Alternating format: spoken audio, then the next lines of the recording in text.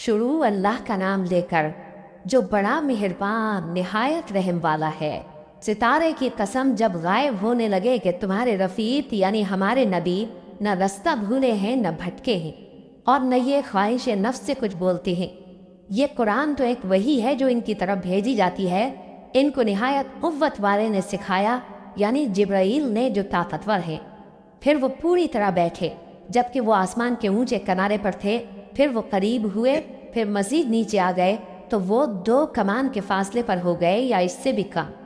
फिर अल्लाह ने अपने बंदे की तरफ जो हुक्म भेजा सो भेजा।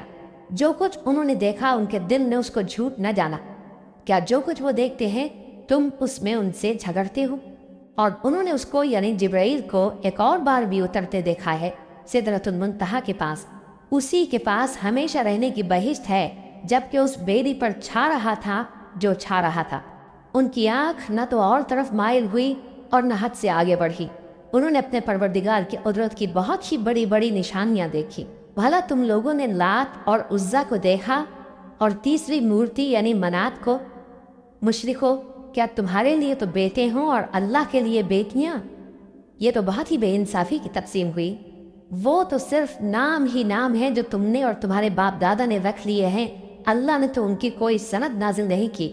ये लोग बहस ख्याल और गुमान और ख्वाहिशात नफ्स के पीछे चल रहे हैं, हालांकि इनके परवरदिगार की तरफ से इनके पास हिदायत आ चुकी है। क्या जिस चीज़ की इंसान आरजू करता है वह उसे ज़रूर मिलती है? सो आखिरत और दुनिया तो अल्लाह ही के हाथ में है। और आसमानों में बहुत से फरिश्ते हैं जिनकी सिफारिश कुछ भी फ़ायदा नहीं देती मगर उस वक्त कि अल्लाह जिसके लिए चाहे इजाज़त बख्शे और सिफारिश पसंद भी करे। जो लोग आखिरत पर ईमान नहीं लाते वो फरिश्तों को लड़कियों के नाम से मौसूम करते हैं, हालांकि उनको इसकी कुछ खबर नहीं। वो सिर्फ ख्याल और गुमान पर चलते हैं जबकि ख्याल और गुमान हक के मुकाबले में कुछ काम नहीं आता। तो जो हमारी याद से रूगर्दानी करे और सिर्फ दुनिया ही की जिंदगी का ख्वाहा हो उससे तुम भी मुंह फेर लो। उनके इल्म की यही इंतहा है।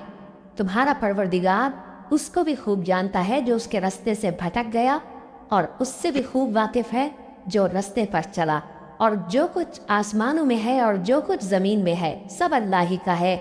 और उसने खल्कत को इसलिए पैदा किया है कि जिन लोगों ने बुरे काम किए उनको उनके अमाल का बदला दे और जिन्होंने नेकियां की उनको नेक बदला दे। जो सगीरा गुनाहों के सिवा बड़े बड़े गुनाहों और बेहयाई की बातों से इज्तनाब करते हैं, बेशक तुम्हारा परवरदिगार बड़ी बख्शिश वाला है। वो तुमको खूब जानता है।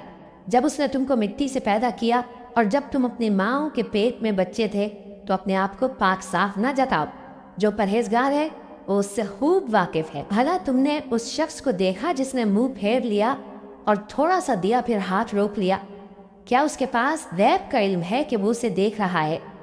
क्या जो बातें मूसा के सहीफों में हैं उनकी उसको खबर नहीं पहुंची? और इब्राहीम के सहीफों की जिन्होंने हक के तात और रिसालत पूरा किया वो ये कि कोई शख्स दूसरे के गुनाह का बोझ नहीं उठाएगा और ये कि इंसान को वही मिलता है जिसके लिए वो मेहनत करता है और ये कि उसकी मेहनत का जायज़ा लिया जाएगा फिर उसको उसका पूरा पूरा बदला दिया जाएगा।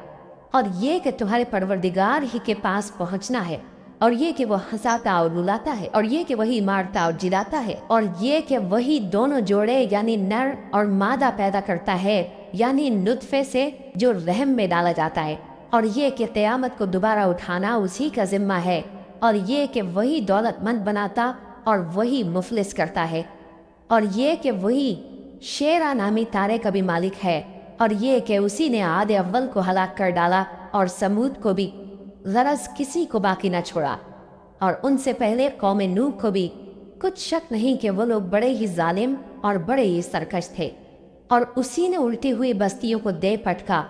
फिर उन पर जो चीज़ छा गई सो छा गई। तो ऐ इंसान, तू अपने परवरदिगार की कौन कौन सी नेमत पर झगड़ेगा? ये पैगंबर भी पहले के खबरदार करने वालों में से एक खबरदार करने वाले हैं। आने वाली यानी क़यामत करीब आ पहुंची। उस दिन की तकलीफों को अल्लाह के सिवा कोई दूर नहीं कर सकेगा। ऐ काफिरो, क्या तुम इस कलाम पर ताज्जुब करते हो और हंसते हो और रोते नहीं? और तुम गफलत में पड़े हो तो अल्लाह के आगे सजदा करो और उसी की इबादत करो।